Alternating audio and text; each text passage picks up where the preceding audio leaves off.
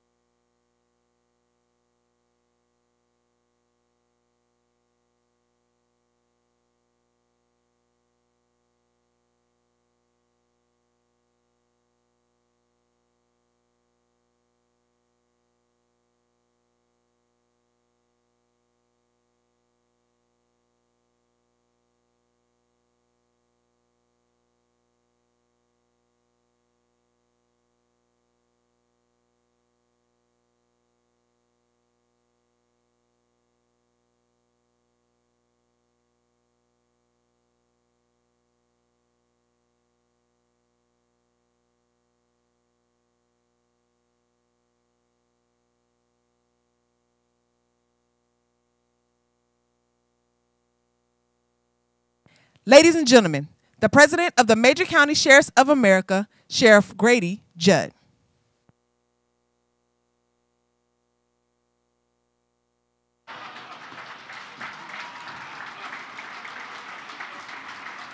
And you thought it was the president, right?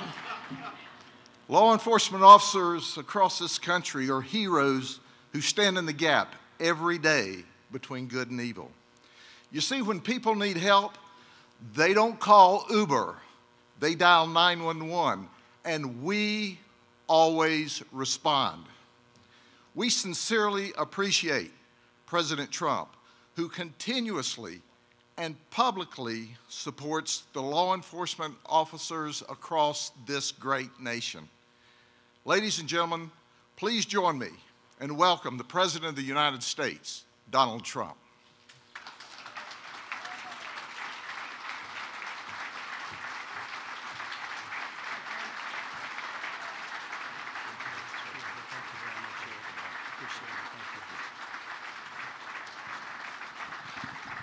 I have a lot of friends in this room. Thank you. That's a very fancy looking table. A lot of very powerful people sitting around that table. Thank you very much, everybody, and thank you, Sheriff Judd, a friend of mine for a long time, for those kind words and for your outstanding leadership of the Major County Sheriffs of America. That's an important group of words. You've done an incredible job. I also want to thank your Vice President, Sheriff Peter Katoujian, as well as the leaders of the major cities, chiefs associations, and Houston Police Chief Art Acevedo. Where's Art? What a job you've done, Art. I'm proud of you. Thank you, Art, very much. Appreciate it. And Phoenix Chief Jerry Williams. Where's Jerry? Stand up, Jerry. Great job. Thank you, Jerry. We're grateful to be joined as well by Acting Attorney General Matt Whitaker. Matt? Fantastic, Matt. They all appreciate the job you've done, and so do I, Matt. Very much. Thank you very much. It's an honor to address so many amazing police chiefs and sheriffs and superintendents from our nation's largest cities and counties. Together, you represent hundreds of thousands of extraordinary law enforcement officials and personnel all across our nation. I've come to deliver a very important message from the American people to you. Thank you. That's their message.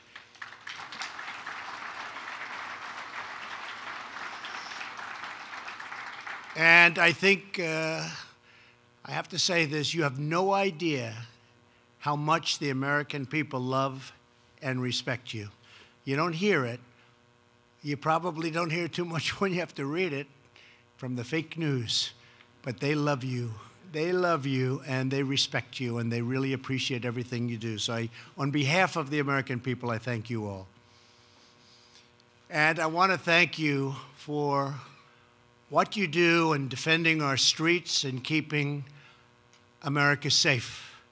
You and the officers have just done an incredible job, and you love what you do. You wouldn't trade it for anything. I know very few people in your profession that would want to do anything else. They love it, right? Look at them, they're all nodding, yes, yes. You wouldn't want to switch with me either. It's true, you love what you do. And if you don't love it, I used to talk about success all the time. If you don't love it, you can never do it well. You'll never be successful. And that's one of the reasons you do it so well. When I took office 2 years ago, one of my highest priorities was to reduce violent crime. In the 2 years before my inauguration, violent crime increased by 8% nationwide, and murders were up more than 20%. The cornerstone of our strategy is revitalizing one of the most effective crime reduction initiatives in history, Project Safe Neighborhoods.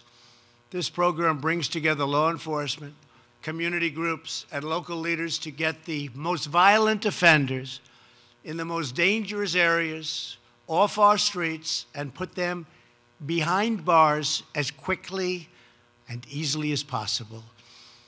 Last year, we secured $50 million in funding, Project Safe Neighborhoods, And I'm proud to announce that we are asking Congress for even more funding this year, and we'll get it. We've deployed nearly 200 new violent crime prosecutors across our country. In 2018, my administration prosecuted more violent criminals than ever before in the history of our country. And we've increased the average sentence for drug trafficking to its highest level in many years. Through the combined effort of everyone here today, violent crime is now going down for the first time in a long while. Murders in America's largest cities dropped by 6% compared to 2016. The police departments here today have provided us with new homicide data showing steep declines over the last 2 years, including an estimated reduction of 16% in New Orleans, 27% in Newark, and 30% in Milwaukee. That's great. 3 places, that's a great job you're doing in those 3 places especially.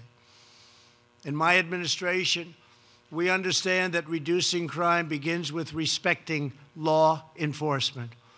We will not tolerate smears or slanders or assaults on those who wear the badge and police our streets. In order to keep every American safe, we are making officer safety a top priority, unless you'd rather not have that. Unless you'd rather not have it. But if you want it, we're doing it. And I know you want it. In support of that goal, more than $600 million worth of surplus military equipment has been made available to law enforcement. This is equipment that was rotting, the best stuff, but rotting in warehouses that a past administration didn't want you to have. Someday they'll explain that one to me. I actually have heard the reasoning. But you're getting it, and it's come in droves. And as we get additional equipment, we send it out to our great police. When an officer is hurt, it is a wound inflicted upon our entire nation. In my administration, we strongly believe that criminals who murder cops should get the death penalty. Every day, our law enforcement officers risk their lives to defend the lives of others. 1 week ago, Milwaukee officer Matthew Ritter was murdered as he led a drug raid. Last night, NYPD detective Brian Simonson tragically lost his life when he responded to an armed robbery. We grieve the loss of these great heroes. Our hearts go out to their families and to everyone in the NYPD and Milwaukee law enforcement community. We will never forget them. Tomorrow is also the 1-year anniversary of the horrific Parkland shooting. We cannot imagine the sorrow and suffering the Parkland families have endured. Our entire nation mourns for the victims and their loved ones, and we pledge our unwavering resolve to work with the leaders in this room to secure our nation's schools and everywhere else. We enacted the Fix NICS Act and the Stop School Violence Act, which gives grants to schools and law enforcement to improve safety. My administration also formed a school safety commission that recently released its official report, which includes nearly 100 detailed recommendations that really work and really make sense, based on input from families, educators, mental health practitioners, and law enforcement. Now we must work together to turn these recommendations into reality. They're really good recommendations. A lot of common sense in those recommendations, and we need more common sense overall in our country. Nothing is more important than protecting our children.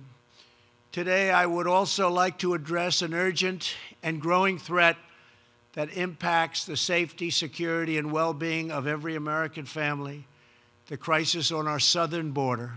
So much crime comes in through our southern border. Illegal immigration provides a lucrative cash flow, to put it mildly lucrative, to some of the most dangerous criminal organizations on the planet. These deadly cartels flood our cities with narcotics that kill thousands of our citizens, ruin families. They use fear, intimidation, and violence to get their way, and they terrorize innocent communities on both sides of the border. There's only one moral course of action: to put these ruthless criminal cartels out of business, and out of business fast.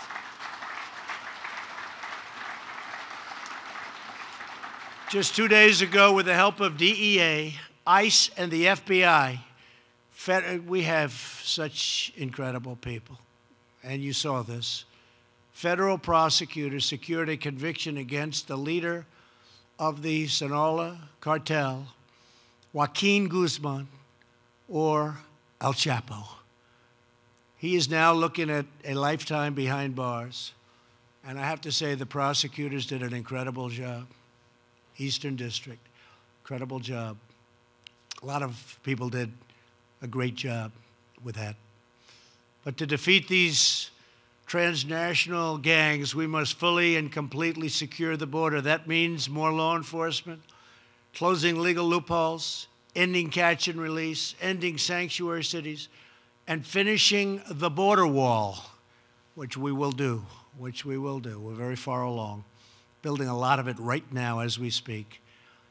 As we review the new proposal from Congress, I can promise you this: I will never waver from my sacred duty to defend this nation and its people. We will get the job done. The wall is very, very on its way.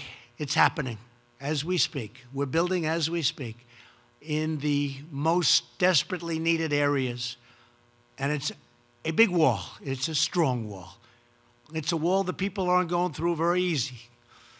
They're going to have to be in extremely good shape to get over this one.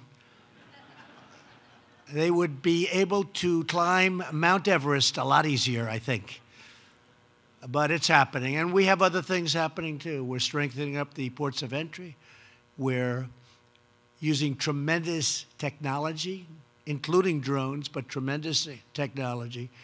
But it all hinges around the walls, because you don't have the walls, the technology is almost useless. It is the core responsibility of government to establish and enforce clear rules for entry and admission into our great country. These immigration laws exist to protect our families, our communities, and the security of our entire nation. When these laws are violated, innocent Americans, including millions of hard-working legal immigrants, are left to pay a very heavy price. When we surrender control of our nation's borders to coyotes and smugglers, heartache and suffering are the inevitable result. One of the most tragic consequences of our unsecured border is the terrible scourge of human trafficking and sex trafficking that so many of you folks help and work so hard to stop. But, you know, with the internet, it's at the highest level they say it's ever been in the history of the world. It's not just United States. It's in the history of the world. The internet. So many good things happen with the internet, but bad things happen too. We must use every resource at our disposal to stop this evil once and for all. The incredible patriots at Homeland Security are on the front lines of this vital effort. Every day, the courageous men and women of CBP are rescuing women and girls from trafficking, blocking deadly shipments of weapons and drugs, and tracking down and removing violent criminals who threaten our people. In the last 2 years alone, our brave ICE officers have made 266,000 arrests. Think of that.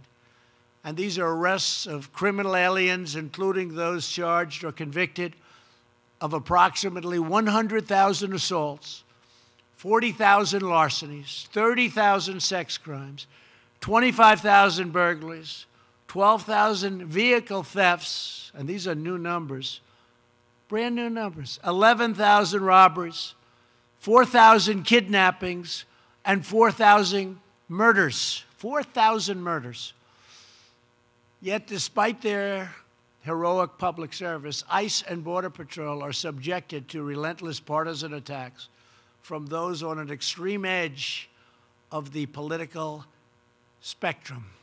It's called the radical left, and they're going further and further left all the time, and that's not good. It's not good for what you do. We condemn these attacks on law enforcement, and we salute the heroes who keep us safe. Uncontrolled borders not only endanger our communities, they endanger the men and women who protect our communities. America will never forget the heroes we've lost, like Corporal Ronell Singh, who was ruthlessly gunned down by an illegal alien on the day after Christmas. He left behind a wife and a beautiful 5-month-old son. I got to know his brother, and his brother's a fantastic young man who is totally devastated. Not one more American life should be lost because our nation failed to secure its borders. Every American in every community and from every walk of life has a right to live in security and to live in peace. That is my highest priority as president. And that is the sacred calling and noble mission of every leader in this room. Nobody does a better job. Here with us today is Sheriff John McMahon from San Bernardino, California. Ever since he was a young boy, John wanted to follow his great-grandfather's footsteps and become a law enforcement officer. In 1985, he started out as a patrol deputy.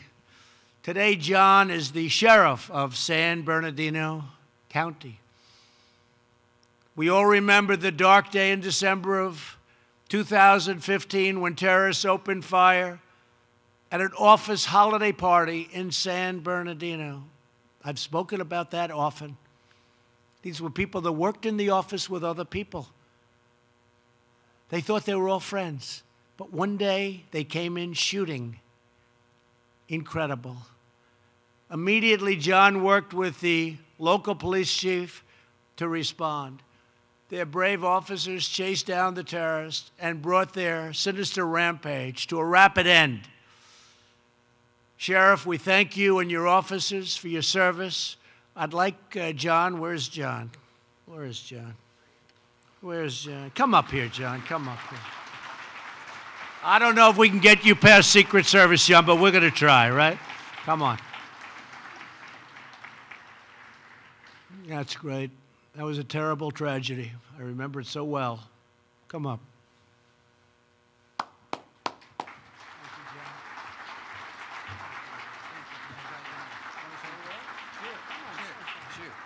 Sure. A little bit taller than I am.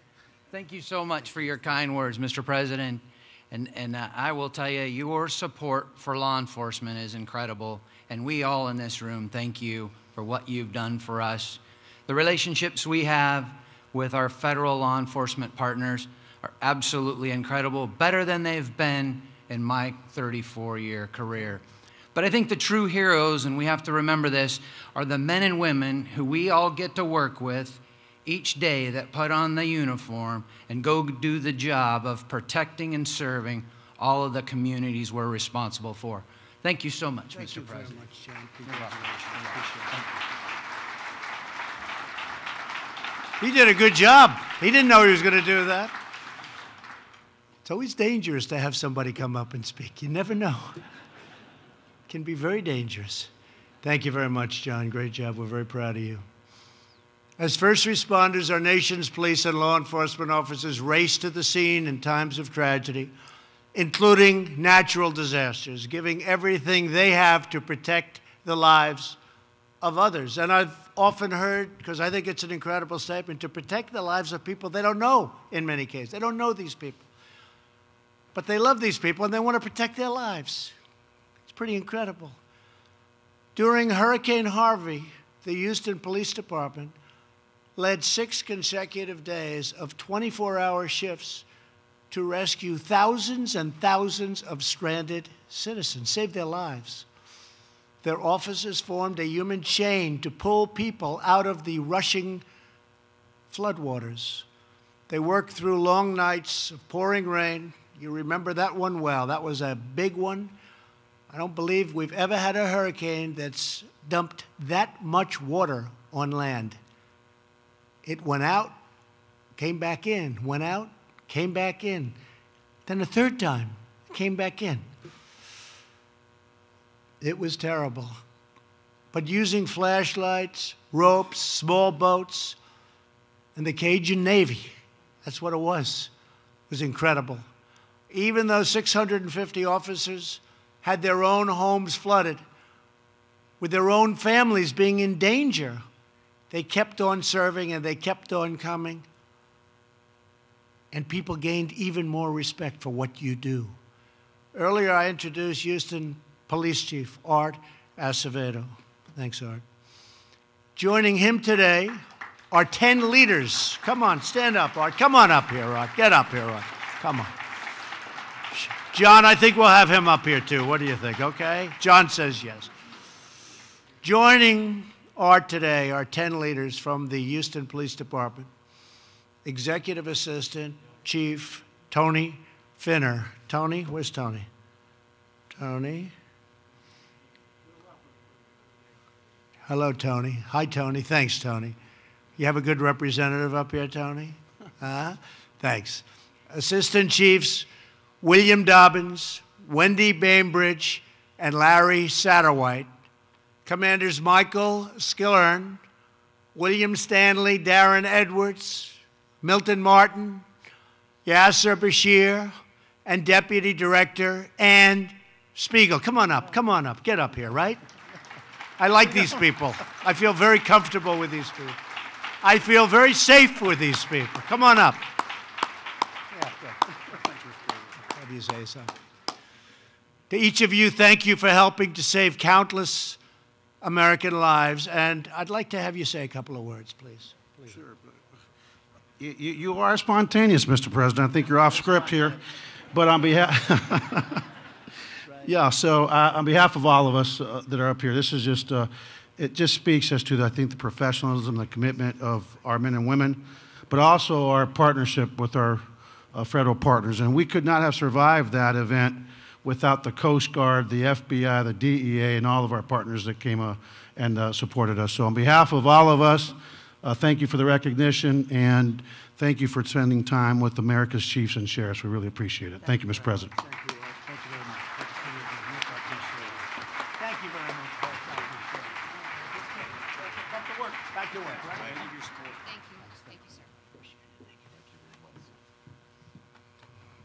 They just said, back to work. That's true. Thank you very much. Every police and sheriff's department here today is a family, it's a team. You form an unbreakable bond that carries you through every challenge that comes your way, very dangerous challenges. From Phoenix to Philadelphia, from Austin to Atlanta, from Tulsa to Tampa, you prevent crime.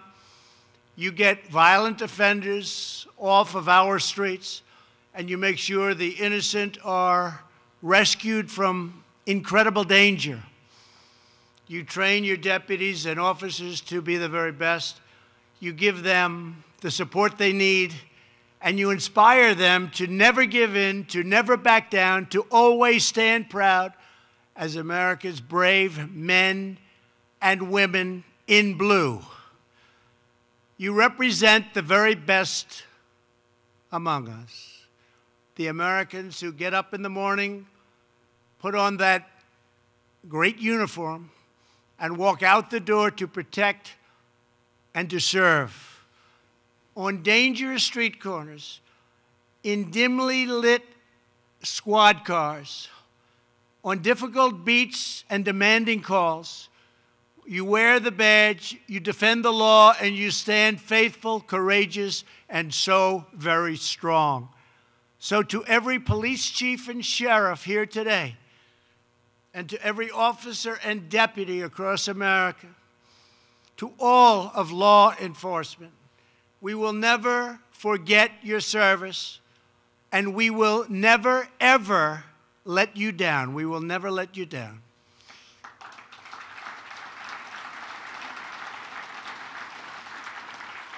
We greatly respect you. We love you. And we thank God for you each and every day. Thank you very much. God bless you. And God bless America. Thank you all. Thank you.